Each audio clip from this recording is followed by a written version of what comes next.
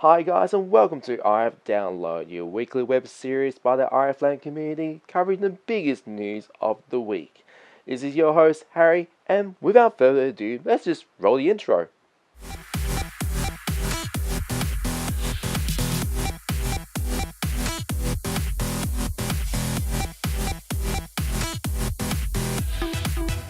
Now, if you are running on an older OS system, particularly Windows XP and Vista, you now got another reason to upgrade if you love your Blizzard games, right? Overwatch or World of Warcraft, etc. As Blizzard will be stopping games from working on those older Windows versions at the beginning of October. Now, they actually wanted to encourage people to upgrade to the newer systems. It's just mainly for like your security side, also from the kernel side, and also with the actual graphics API, particularly DirectX. Now, Overwatch actually runs on DX11 only, so if you're running on an older game like older Windows version of like XP, then you won't be able to run it at all. Now, I believe they want to stop supporting the older OS systems. It's mainly for the fact that they just want to try to focus on the current versions and just trying to not have a big workload throughout the whole Windows version. So yeah, and no, that's not to mention the fact that there are some big issues that are happening around, especially with malware and with crypto locking and stuff like that. So if you are still running on an older OS, then try to get around to upgrade it as soon as you can. So yeah, yes, Windows 8.1 or Windows 10 are the most preferable Windows operating system to get into.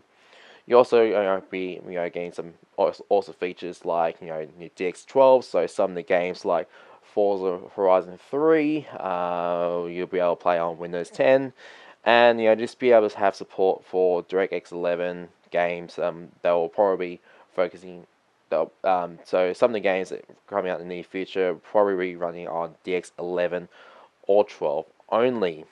So upgrade if you're still running on an older OS. I kind of don't know why you still be running these older OS. Anyway, I got some really exciting news. So if you have been watching the Overwatch World Cup finals, the qualifiers, then you probably have known with the Australian team. Despite their embarrassing loss with South Korea last year, they seem to have looked at their faults and got good. Basically, they just got good, and they are now qualified for the Overwatch World Cup finals at BlizzCon 2017. Now, during the weekend over at Sydney, they had a really great start, winning against Italy against Naught, and also Portugal. They won against 2-0. They did loss against Sweden with 1 point against 3, which means they had to try to fight out for the actual qualifiers to be qualified against Japan, and for what I believe, that was very, very intense. Australia just managed to scrape through, winning for 3-2 against Japan, and that is absolutely amazing because apparently Japan were a very, very frightening team, according to some news sources. Well, this means that yes, Australia has actually finally did something really good for esports. That's something to be proud of. Not trying to mock ourselves, nothing like that. But that is great, considering that we're in a very, very isolated place compared to the United States or South Korea, or China, or even Europe. BlizzCon will be happening at November the 3rd, 2017 to the 4th, and I believe we are scheduled to compete against France at the quarterfinals.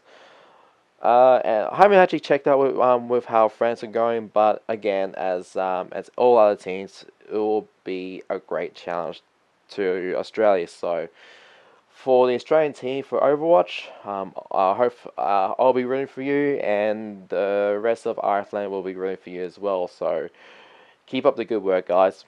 On to our tech news. The only thing we got for this week is Intel's 16-core CPU. This is like their Skylake dash X processor. There has been some leaks, according to a news source, along on the Geekbench for benchmarks. Now, it is too early to tell, considering that this particular process is an engineering sample, so there are some changes between from that and also the final product, and it seems like this engineering sample is downclocked around about 2.5 gigahertz, so very slow for like a 16 core processor. But initial results with one of the benchmarks, single core performance had just peaked over 5,000, while multi-core performance we saw about just over 33. Now, if we're just going to do a direct comparison with the 16-core Ryzen Threadripper, which is slated to release very soon, early next month in August, it does dominate over. But again, it is too early to tell. It is downclock, and we are basically judging from one synthetic test. While other tests, like CineMark, where Threadripper actually outperforms Intel's, and we just have to wait and see for the final results. And once everything matures for both those new platforms. Now the big price, the big worrying part is the price, and so far with the MSRP is going to be priced around about $1,700 US, and that actually converts as of today somewhere around about the $2,300 mark. So yeah, it is very pricey compared to Ryzen's 16 core one.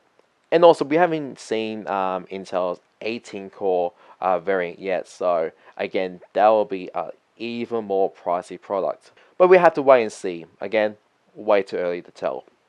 Now, some unrelated stuff that I thought would be cool to talk about. One of it is Bosch actually showed us some level 3 autonomous driving. As with like the different levels, this is cool for clear reference. The Tesla Model S Autopilot system is actually rated at level 2.